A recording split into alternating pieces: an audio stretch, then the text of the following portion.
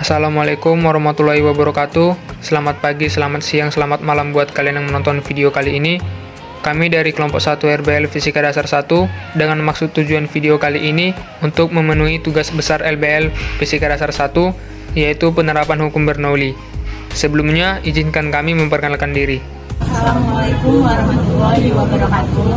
Perkenalkan, kami dari kelompok 1 RBL Fisika. Izin memperkenalkan diri, nama saya Najwa Asmani Putri, NIM 1212114 Prodi Teknik Sipil.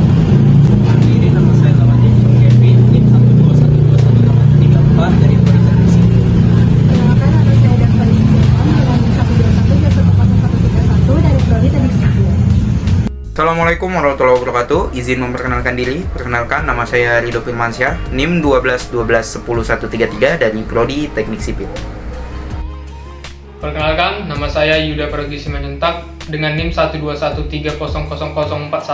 dari Prodi Teknik Kelautan.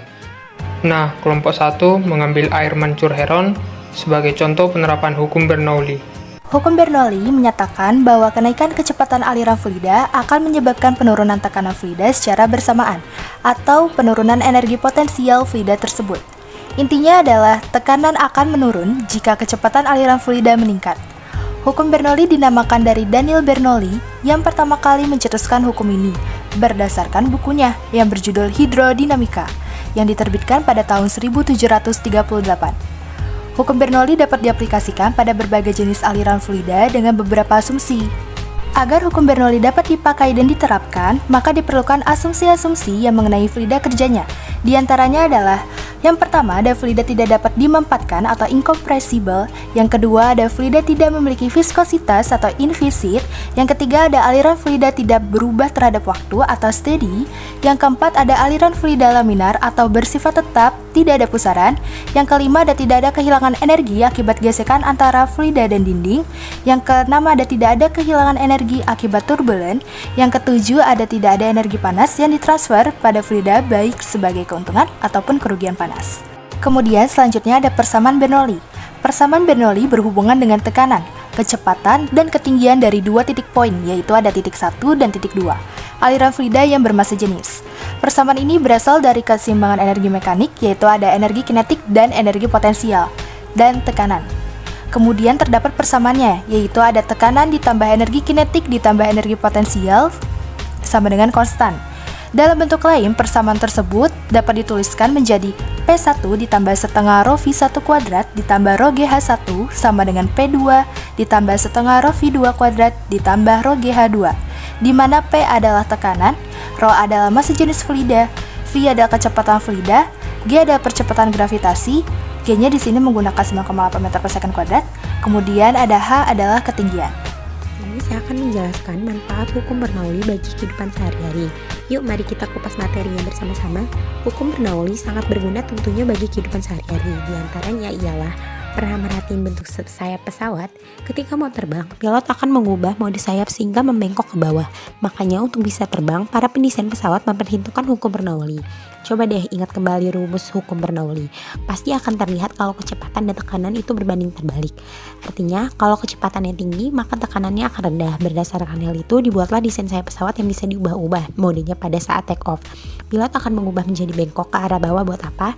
Ya, supaya pada bagian atas kecepatannya udara tinggi. Alhasil tekanan di bagian itu akan menjadi lebih rendah daripada di pesawat.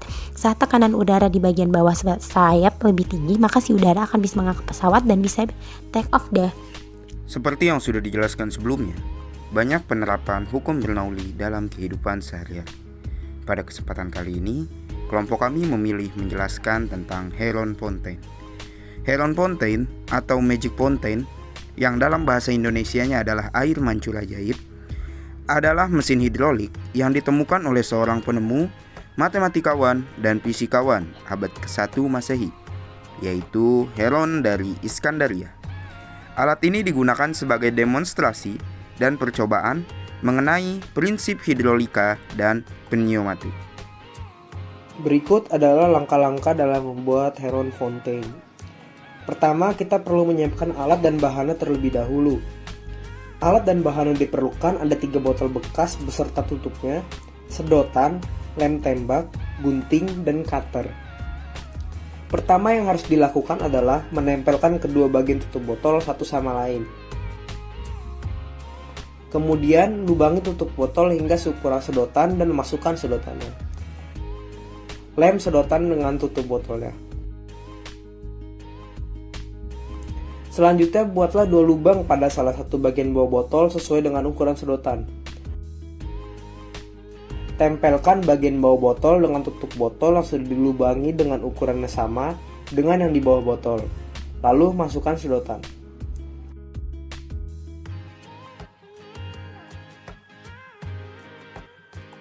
Potong bagian bawah botol ketiga lalu beri lem di ujung botol yang tadi dengan yang sudah dipotong agar terhubung. Cara kerja air mancur Heron. Pertama-tama air mancur ini terdapat 3 bagian, yaitu botol bagian atas, bagian tengah, dan bagian bawah. Dalam keadaan awal, tekanan udara di botol tengah dan bawah sama dengan tekanan udara di luar botol. Setelah botol atas diisi air, maka air akan mengalir dari botol atas ke botol bawah. Ketika botol bawah terisi air, tekanan udara dalam botol bawah lebih besar dari tekanan udara di luar botol. Setelah itu, tekanan udara dalam botol tengah menjadi lebih besar dari tekanan di luar botol. Sehingga ketika air diisi lagi dan air itu mengalir ke botol bagian bawah, maka tekanan akan dilanjutkan lagi ke botol tengah. Lalu tekanan ini mendorong air dalam botol tengah sehingga air mencari jalan keluar melalui sedotan ke botol atas.